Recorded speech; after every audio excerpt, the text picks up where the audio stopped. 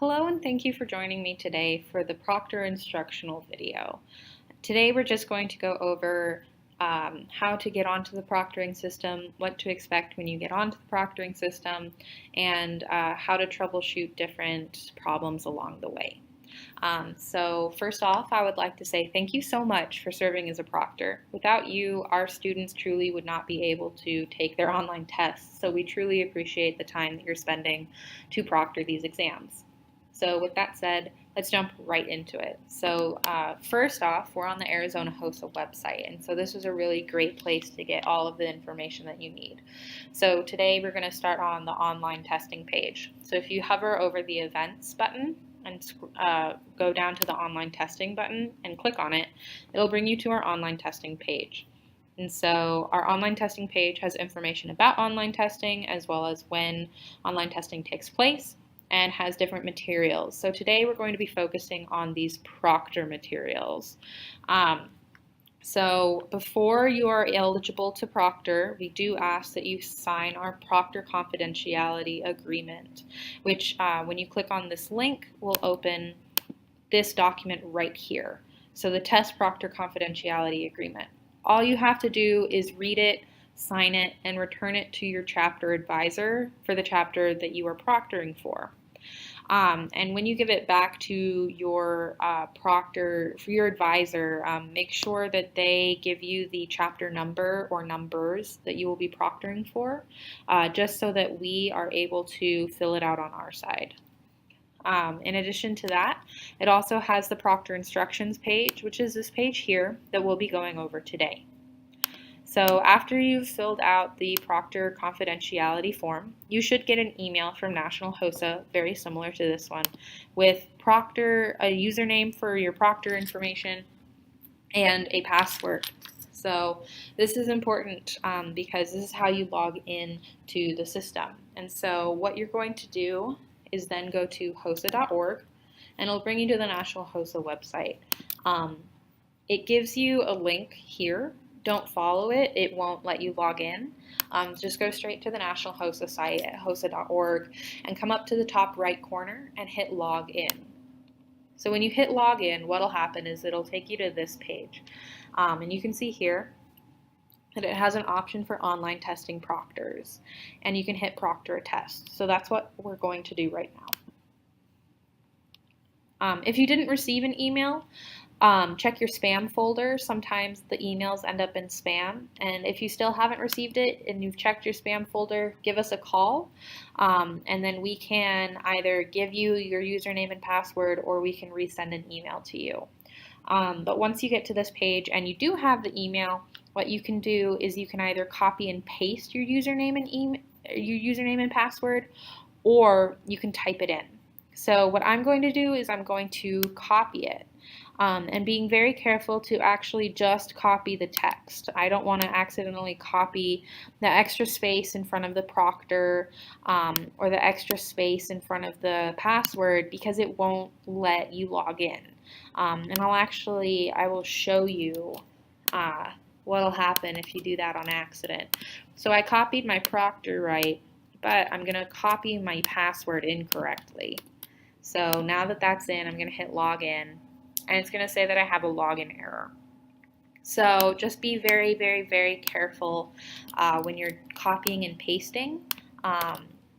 Just being sure that you are copying and pasting only the username and password. So once it's in correctly, I can hit login. And if you're positive that you've copied it correctly, or that you've typed it incorrectly and it's still not working, please give us a call, and we will be able to troubleshoot that for you. So at this point, we're logged in and we have a link to the HOSA online testing system. You're going to hit proctor a test, and once it loads, it will bring you into the online testing system. And in the online testing system, you'll be greeted by proctor reminders. So these are things that you need to just sort of remember. There are no letter zeros in the usernames, or the letter O's. There are only zeros. Make sure that the students type in their passwords, things like that. In addition, they also have scripts, so anything in bold is something that needs to be spoken aloud.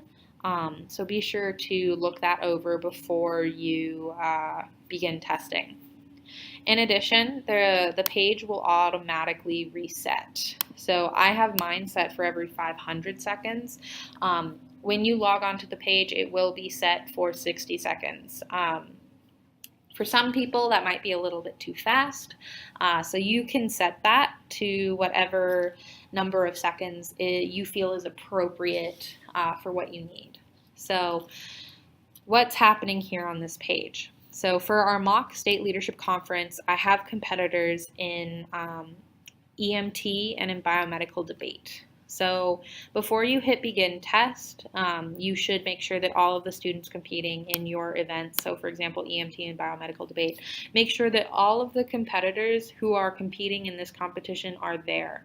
Once you begin the test, it begins the test for everybody, and they have the allotted amount of time to take their exam, and if they don't finish it in that time, they are out of luck. So this is what you can see. You can see here that the EMT test is in process. There are no students logged in because I haven't given this password to anybody, but you will give this password to your students. So for example, I would give this password, username and password, to Bria Marie Contreras, and she would then log in on her own computer to take this exam. And once she was logged in, her name would turn green, and then there would be one student testing under the EMT. Once the students are completed, once they've finished their test, their names will turn blue, and you can see that blue right here. And that will show you that the student has completed their test, they're done, they are able to leave the testing room. But for example, say something awful happens, the Wi-Fi cuts out, there's a fire drill, something happens where the students aren't able to finish their tests. If they're disconnected, it'll show up as an error. And if that happens, don't worry. Tell the students not to worry and just give us a call. We can reset the exams. This is done in very select cases, but it is possible. And our number is right here. Our number is 602-228-5281. So be sure to have a phone on you or have access to a phone during testing in case you need to get in contact with us with any questions. This is what you can expect to see. This is what the online testing system looks like. You can select tests. So let's say, for example, you have veterinary science students signed up to log in at a certain time. You can see all of the veterinary science students by selecting the test and hitting go. The page will load and show the test in progress. So you can see that there aren't any veterinary science students waiting to log in, there are none that are testing, and there are none that are logged on. But if we were to go to our biomedical debate and hit go, you could see the students down here at the bottom of the page that are ready to begin their test. Once you hit begin test, there will be a pop-up that says, are you ready to administer this test? It will start the test timer for all logged on participants and cannot be undone. So you will hit yes. I am going to hit cancel. And just make sure that the students are ready to test. So with that, I would like to again thank you so much for joining us and for being part of our online testing process. Thank you for taking the time to be a proctor. We really do appreciate it. And again, if you have any questions during this whole process, our number is 602-228-5281. This is also on our website under Contact Us and in the top right corner. Thank you so much for watching. I hope that this has been informational and that you feel more prepared to proctor exams. Thank you.